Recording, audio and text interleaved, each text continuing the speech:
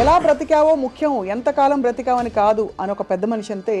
ఇంకోళ్ళు ఎవరో ఏమన్నారంటే, don't just live beyond your expectations, don't just exist, keep on living అని ఇలా రకరకాలుగా చెప్తూ వచ్చారు. ఈ భాష్యాలని పక్కన పెడితే అసలు ఎలా బ్రతకాలి? చాలా సింప్లిస్టిక్ లైన్లో నీ ఇష్టం వచ్చినట్టు బతుకని చెప్పచ్చు. చాలా మందికి మీరు చెప్తున్న విషయాలన్నీ బుర్రకి బోధపడతాయి, బట్ బయటికి రావడం కష్టం అవుతుంది. పక్కింటి వాడి భార్య అని చూడకూడదు, కరెక్టే. కానీ పక్కింటి వాడి భార్య మేఘాన్ ఫాక్స్ లాగా ఉండే ఏంటి పరిస్థితి? అసలు ఎలా బ్రతకాలి అనే క్వశ్చన్కి what is the trigger? Me effort, me attempt అనేది మీ చేతిలో ఉంటుంది కాబట్టి you will never feel a sense of failure. కానీ అడ్డొచ్చేవి ఏంటంటే కుటుంబం, వేరే వాళ్ళ ఇంపార్టెన్స్ మీ లైఫ్లో మీకు మీ హ్యాపీనెస్కి యాడ్ చేస్తే మాత్రమే validity. Suppose somebody derives real happiness or high in making another person happy, then what do they do? If my happiness is coming out of someone which is my decision only, no? ఈ whole process లో biggest deterrents human relationships అంటారా, religion అంటారా? పాపం పుణ్యం అనేది they are going to be measured when you die. But అవతల వాళ్ళని వాడేసుకోవడం అనేది అది ఇంకొక ఎక్స్ట్రీమ్ కదా. All the time we are using people or anything we are also being used kada. Of course. వాళ్ళు ఎవరో ఏదో అనుకుంటారు అనే దానికోసం సాక్రిఫైస్ చేయటమా, ఎవడేమంటే కేర్ చేయకుండా నా ఇష్టం బతున అనేది కరెక్టా? సపోజ్ మీరు ప్రేమించిన అమ్మాయి మిమ్మల్ని రివర్స్ ప్రేమించలేదు అనుకోండి, అప్పుడు ఏం చేస్తారు? My objective to keep on trying to achieve. మీరేమనుకున్నట్టు ఒక మాట నచ్చారు, సైతానికి ఉండే లక్షణాలన్నీ మీలో ఉన్నాయి. సైతానికి ఎలా ఉంది అది? వాళ్ళు చేంజ్ అయిపోతే నాకు భయం వేస్తుంది ఫస్ట్, ఎందుకంటే నాకున్న ఫిలాసఫీ మొత్తం హిష్కాయికి అయిపోతుంది అంతే.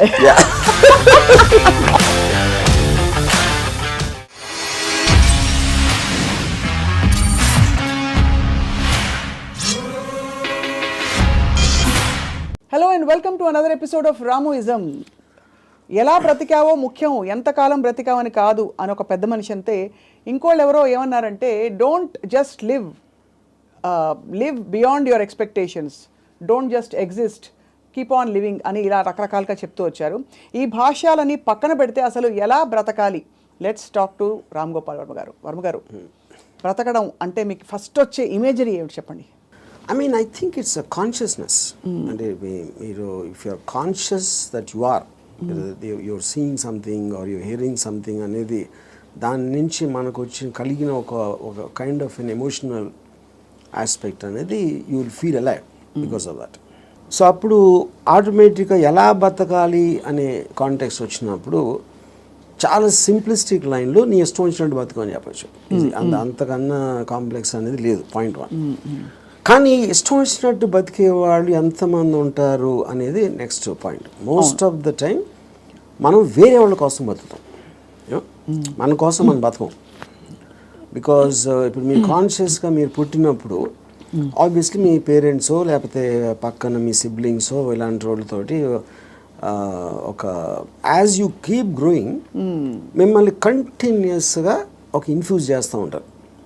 నువ్వు తమ్ముని బాగా చూసుకో, లేకపోతే అది చూసుకో, ఇలా చెయ్యి, అలా చెయ్యి, ఇది చేస్తే తప్పు అని constantly. Like Ayn Rand wrote a very beautiful article in a book called The New Left, Anti-Industrial Revolution. ఇందులో ఒక చాప్టర్లో కంప్రాచ్యూస్ అని,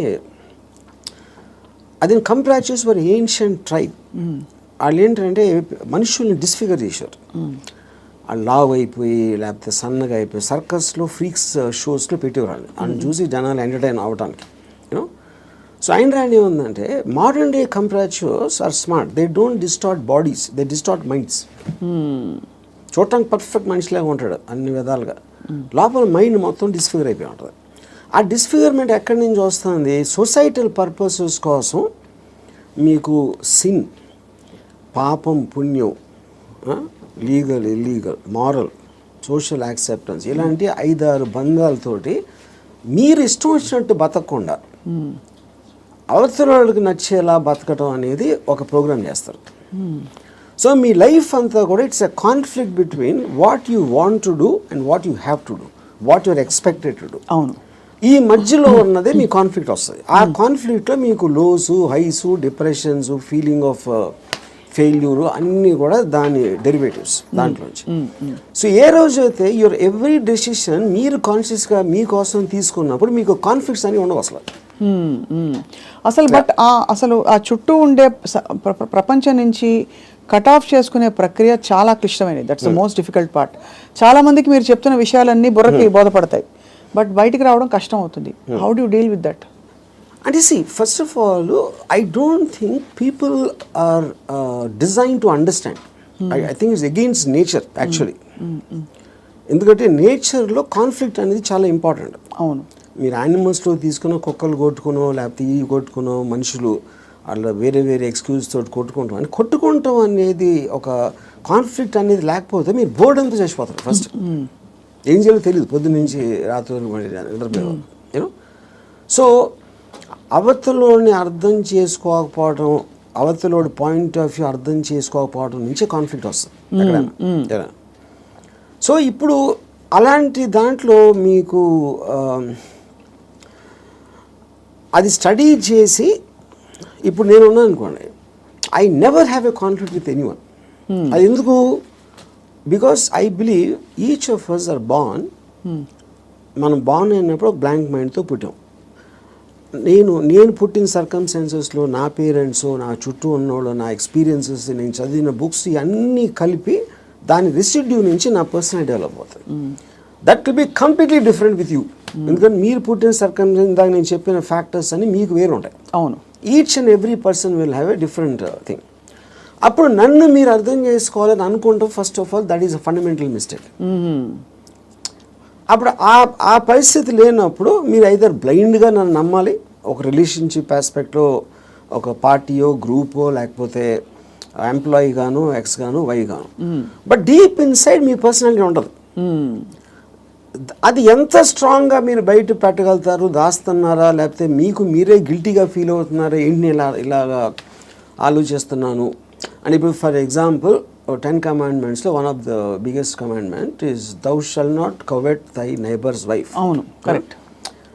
అంటే ఇప్పుడు రాసినప్పుడే ఇలాంటి బుద్ధులు ఉంటాయని వాళ్ళకి అర్థమైంది, ఎవరైతే రాశారో, దేవుడా ఎవర్ ఇట్ ఈస్. యూనో, అప్పుడు నేనేమంటానంటే పక్కింటోడి భార్య అని చూడకూడదు, కరెక్టే. కానీ పక్కింటోడి భార్య మేఘన్ ఫాక్స్ లాగా ఉంటే ఏంటి పరిస్థితి?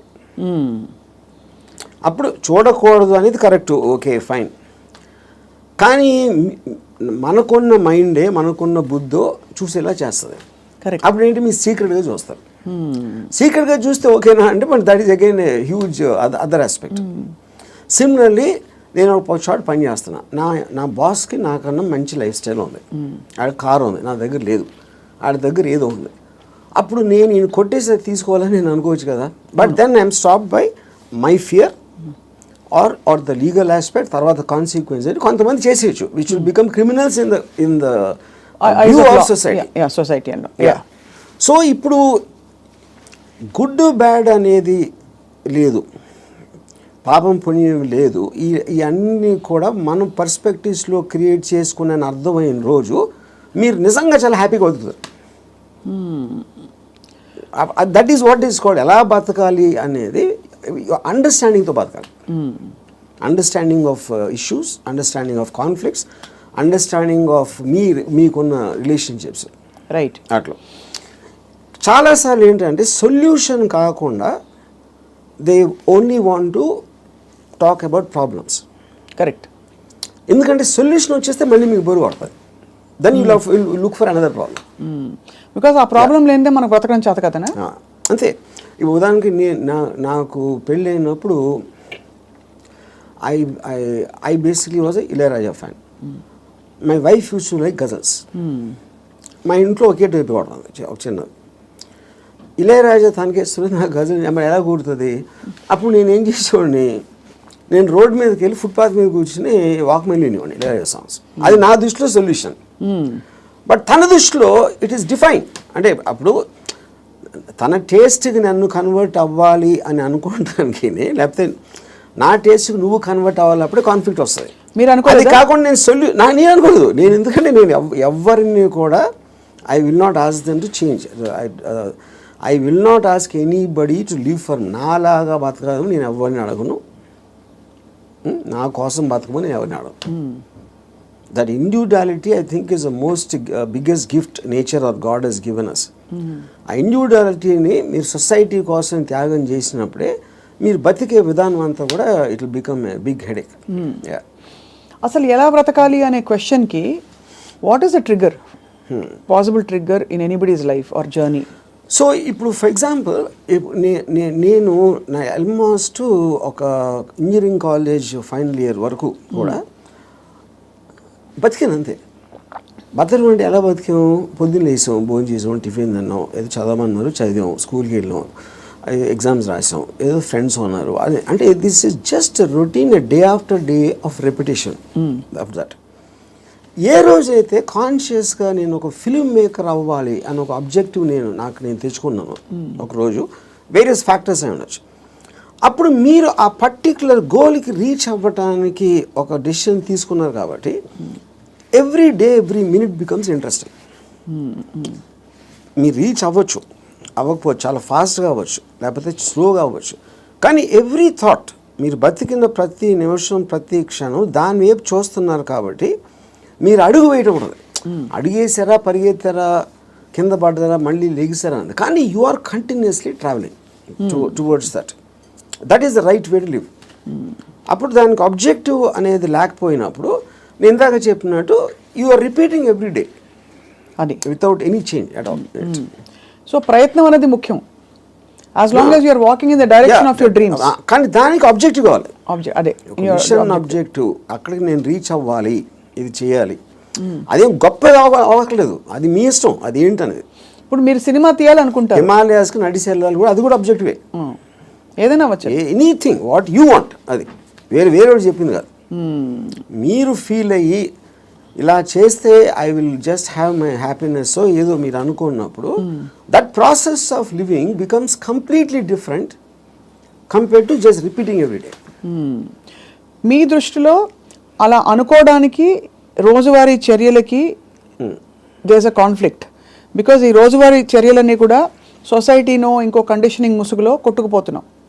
సో అక్కడి నుంచి there is a distortion in the objective and the ఇది అంటారు.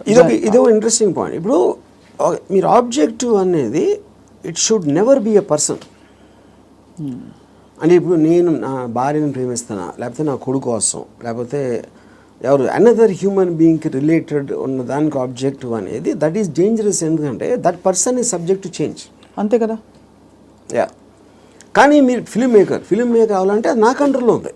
నేను మంచి సినిమా తీయగలుగుతాను, తీయడానికి ఎంత ట్రై చేస్తాను, ఏం చేస్తాను అనేది. What is in your control and only you can fail it, the other person cannot fail you. Correct. Me effort, me attempt అనేది మీ చేతిలో ఉంటుంది కాబట్టి you will never feel a sense of failure. ఇప్పుడు human రిలేషన్షిప్స్లో మీరు ఒక వ్యక్తిని నమ్ముకుని ఒక భార్యనో, భర్తనో, లేకపోతే ఒక ఫ్రెండ్నో, లేకపోతే ఏదో అలాంటివి చేసినప్పుడు వాళ్ళు సబ్జెక్ట్ టు చేంజ్ కాబట్టి మీ 20 years 30 years జర్నీ తర్వాత one fine day you will be nothing. So అమ్మ కోసం ప్రేమగా పెంచి వాళ్ళని పెద్ద చేసి వాళ్ళకి చదువు చేపించి పెళ్లి చేసి ఫైనల్గా మిమ్మల్ని ఒక తండ్రి అంటాడు. అప్పుడు it means wasting everything because that person change, you did not. Correct. So that cannot be a driving human being goal. should never be the objective. So what could be an objective then according to you? Like this. See, నాకు చాలా డబ్బులు సంపాదించాను, నేను హిమాలయాలకు నడిచి వెళ్ళిపోతాను, లేకపోతే అసలు ఏ పని చేయను, అది that also can be objective if you are conscious about it. You know అప్పుడు ఏంటి మీరు నేను అనుకోండి, I look forward to every time I wake up in the morning. I just get a pleasure to see that this is what I can do. This is what I'm supposed to do today. ఈ meetings నాకు ఉన్నాయి X and Y. Continuous excitement on that. So excitement is the actual point. You know? Right. Excitement is an emotion actually if you look at it. You know, మీరు ఇప్పుడు అంటే purely happiness, sadness అనేది they're associated with memories. They're about degrees. అది correct. ఒకరోజు సాడ్గా ఉండొచ్చు, ఒకరోజు హ్యాపీగా ఉండొచ్చు, ఒక మూమెంట్ ఇది మారచ్చు. Excitement also can be negative but still it makes you feel alive. Correct. Because excitement is negative because it is temporary. I mean, see, you have taken a decision where there is a certain risk, for example. But still that is exciting. Correct. Me adrenaline rush అయితే వస్తుంది కదా మీకు. So continuous excitement feel అవటం is the best way of living. ఎలా బతకాలంటే ఎక్సైట్మెంట్తో బతకాలి, one single word. అప్పుడు అది మీకు ప్యాషన్ ఇస్తుంది. You might yourself be psyching yourself up, but there is nothing wrong with that. మీరు ఒక దాన్ని ఆస్వాదించాలి అనేది ఆబ్జెక్ట్లో ఉండదు, అది మీరు ఫీల్ అయ్యే దాంట్లో ఉంటుంది. ఇప్పుడు నేను ఇంజనీరింగ్ కాలేజ్లోని సినిమాకి వెళ్తే థియేటర్కి ఎంటర్ అయ్యే ముందు నాకు ఎక్సైట్మెంట్ ఫీల్ అవ్వండి. It was almost as strong as sexual excitement. అంటే ఒక ఏదో చూసేస్తున్నాను అక్కడ, ఏదో అయిపోతుంది అని ఒక అడ్రినలిన్ రష్ ఉండేది నాకు అసలు.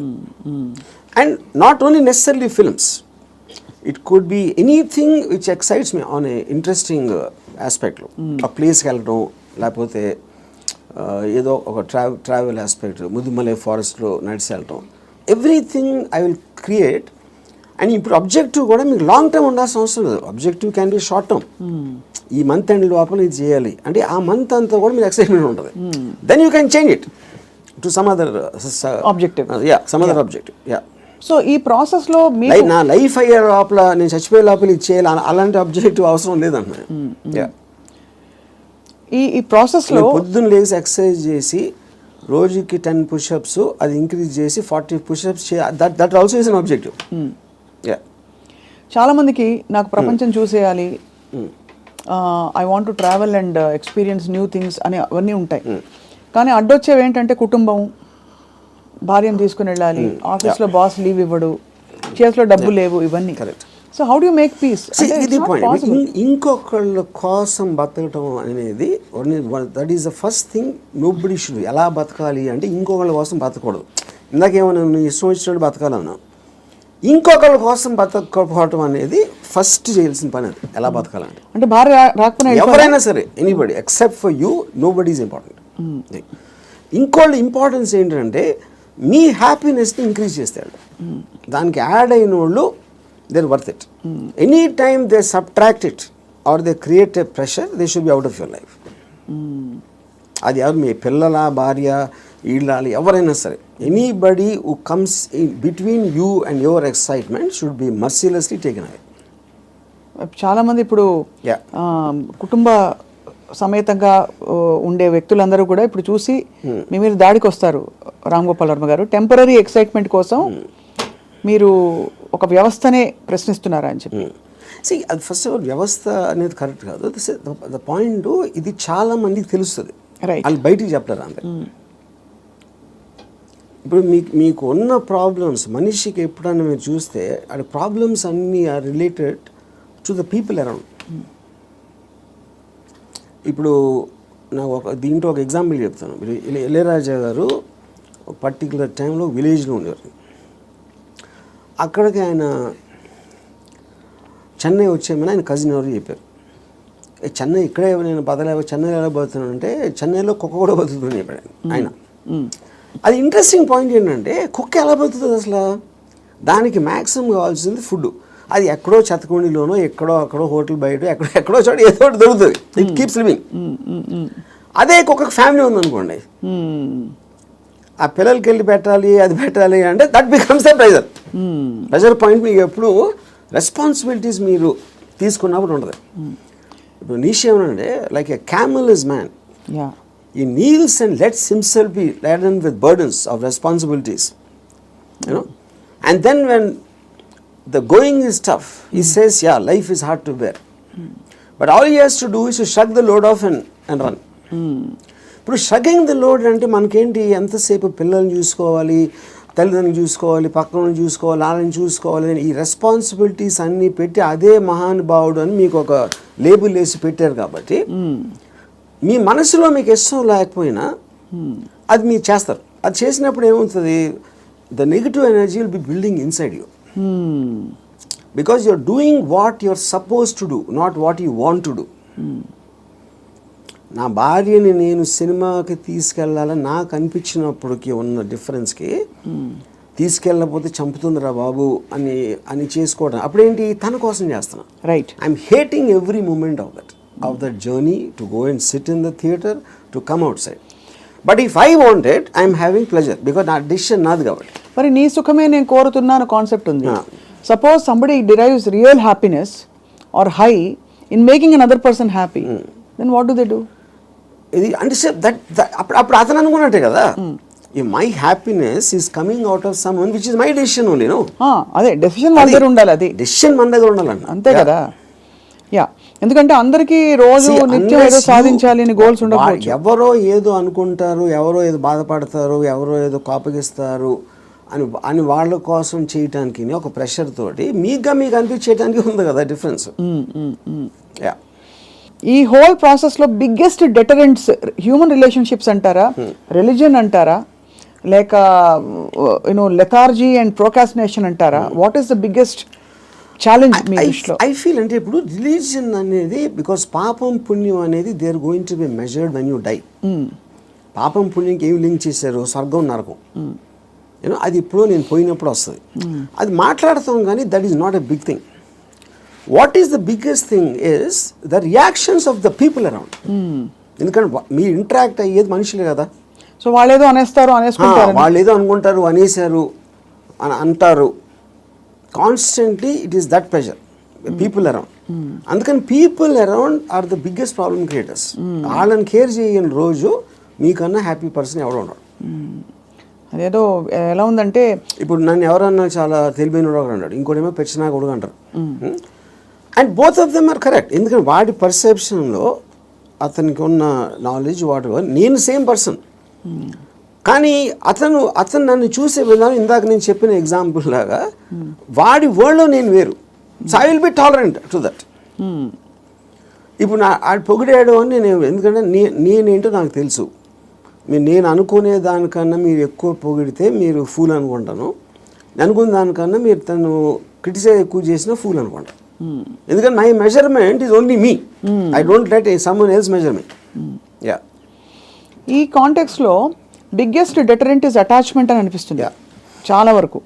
సో మీరు ఫర్ ఎగ్జాంపుల్ మీరు చాలాసార్లు ఓపెన్గా షేర్ చేసుకునేవి, రిలేషన్షిప్స్ నుంచి బయటకు వచ్చినప్పుడు ఇది నాకు this is coming in the way of my happiness and my objective what ever it is అని అనుకున్నప్పుడు దానిలో వచ్చే ఎమోషనల్ టర్మాయిల్ ఎలా డీల్ చేసుకున్నారు? అసలు ఎమోషనల్ టర్మాయిలే ఫీల్ అవ్వలేదా?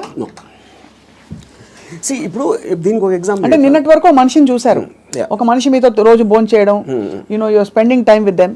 ఇవాళ నుంచి మీరు బ్రేకప్ అయిపోయాక మనిషి ఉండరు మీ లైఫ్లో. How do you visualise that possibility? That is what I'm saying. ఇప్పుడు ఒక ఎగ్జాంపుల్ ఏమి ఇస్తానంటే, ఇప్పుడు I'm very fond of my father.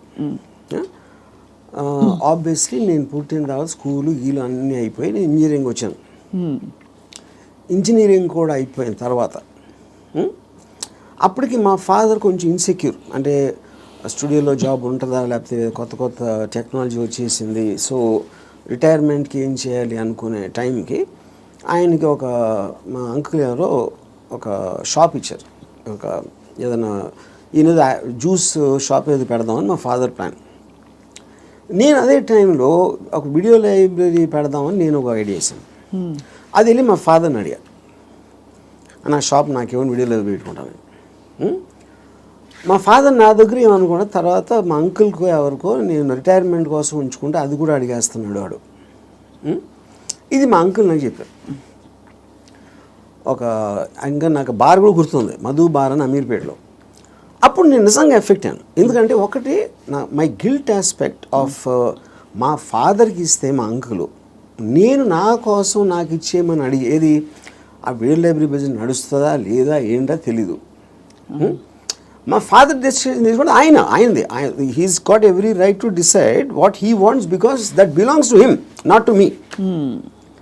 కానీ నాకు జ్యూస్ పార్లర్ నడవదు, వీడియో లైబ్రరీయే నడుస్తుంది అనేది నా. కానీ ఇప్పుడు మా అంకుల్ చెప్పేటప్పటికి నేను ఆ ఎమోషన్ తోటి మా ఫాదర్కి వెళ్ళి చెప్పేసి, సరే నేను వద్దు నాకు అని నేను చెప్పేద్దాం అనుకున్నాను. నేను నడుస్తూ ఉంటే అమీర్పేట నుంచి పంజాగుట్కి స్లోగా emotions got this by my logic. నా లాజిక్ ఏమైందంటే, నేను ఇంత స్ట్రాంగ్గా నమ్మినప్పుడు at the most video library పెడితే 2-3 months తెలుస్తుంది అది నడుస్తుందా లేదా మూసేయాలి. అప్పుడు anyway you can do is in case you wants to juice thing, okay. But ఇది వర్కౌట్ అయిందంటే ఇట్ చేంజ్ అవర్ లైఫ్స్. మా ఫైనాన్షియల్ ఆస్పెక్టు ఇది అది అన్నీ మారిపోతాయి. అప్పుడు నేనేం డిసిషన్ తీసుకున్నా ఫైనల్గా, I don't care about what my father thought. Okay. So ఇప్పుడు నేను రూత్లెస్గా అంటే మా నాన్నగారు మనోభావాలను పట్టించుకోకుండా చేశాను అంటే అది నేను ఎవరి కోసం చేశాను? ఆయన కోసం, నా కోసం చేసుకున్నాను. So but because my confidence work out అయితే వాళ్ళు కూడా హ్యాపీగా ఉంటారు. That is the risk you have to take any given time. అవును. అప్పుడు మా ఫాదర్ ఇన్ని సంవత్సరాలు నన్ను పెంచి 20 సంవత్సరాలు నాకు చదువు చెప్పించి అన్నీ నేను తీసుకుని ఆ టైంలో నాన్నగారు అంటే బాధపడతారు అనే దాంట్లో నేను తీసుకుంటే I won't have become anything. Yes, that is selfish, there is no doubt about it. But selfishness, అప్పుడు నేను ఎందుకు పుట్టాను అసలు? మా ఫాదర్ కోసం పుట్టాను, నా కోసం పుట్టాను. మా ఫాదర్ వాళ్ళ ఫాదర్ కోసం పుట్టారా, ఆయన కోసం పుట్టారు. సో ఆ సెల్ఫ్ ఆస్పెక్ట్ అనేది లేకపోతే అసలు బతకడానికి మీనింగ్ లేదు. సో ఇర్రెస్పెక్టివ్ మీ పేరెంట్సా, మీ పిల్లల, వాళ్ళందరూ కూడా they should become devices for your objectives. దాంట్లో వాళ్ళ సైడ్ ఎఫెక్ట్ వాళ్ళు కూడా పెరగచ్చు, కానీ మీ మెయిన్ ఆబ్జెక్టివ్ మిమ్మల్ని పెంచుకోవడం ఉండాలి. అంటే అందరినీ వాడేసుకోమని చెప్తున్నారా? అంతే, 100%. ద డివైజ్, ఏ జీవి అయినా పుట్టింది ఎకో సిస్టంలో వేరే జీవుల్ని వాడటానికి. సో మనం ఎవరు తప్పు అంటున్నారు? అల్ట్రూయిస్టిక్ ఏజెంట్స్ ఉంటారు కదా, వాళ్ళు చెప్తారు ప్రజల కోసం చేయాలి, ఫ్యామిలీ కోసం చేయాలి, పిల్లల కోసం చేయాలి అనేది కాన్స్టెంట్గా మీకోసం మీరు చేయకుండా చేసినప్పుడు ఇందాక నేను డిస్క్రైబ్ చేసిన అక్కడ రెండు వేరే ఉన్నాయి. ఇంకోళ్ళని మీరు ఇంకోళ్ళ కోసం ఏం చేయక్కర్లేదు, బట్ అవతల వాళ్ళని వాడేసుకోవడం అనేది అది ఇంకొక ఎక్స్ట్రీమ్ కదా. చెప్తున్నాను, వాడేసుకొని ఎవరిని వాడుకోం మనం. All the time we're using people or anything we're also being used కదా. ఆఫ్ కోర్స్, అదే కదా నేను చెప్పేది. దాంట్లో మీకు ఎవరు ఎక్కువ ఎవరు తక్కువ అని ఉంటుంది. ఇప్పుడు నేను సపోజ్ మా ఇంట్లో పనుడు ఉన్నాడు, ఆడు మనిషే కదా, ఆడికి సేమ్ థింగ్ ఉంది. వాడు ఫైనాన్షియల్గా నాకన్నా తక్కువ, అందుకని ఆడ దగ్గర పని చేస్తున్నాడు అని నేను నన్ను వాడుకున్నట్టే కదా ఆడుకున్న పొజిషన్ చూసి. అలాగే నేను ఇంకోటి ఎవరి దగ్గర పని చేస్తున్నాను. సో ఇప్పుడు పులి జింకని తింటుంది, జింక గడ్డి తింటుంది. So that is order of nature of differences in your things which is a natural thing in terms of that. So దానికి మీరు అది ఆర్డర్ ఆఫ్ నేచర్లో తీసుకోకుండా దానికి ఎగెన్స్ట్గా వెళ్ళి వాళ్ళకి సేవ చేయాలి అంటే అది కానీ మీరు అనేది పులినెస్ జింకనెస్ అనేది మనం కల్టివేట్ చేసుకునే దాన్ని బట్టి మనం మారుతాం, పెరుగుతామని, అంతేనా? ఇప్పుడు పులి జింకను చూసినప్పుడు తిండి చూస్తుంది, జింకను చోట్ల.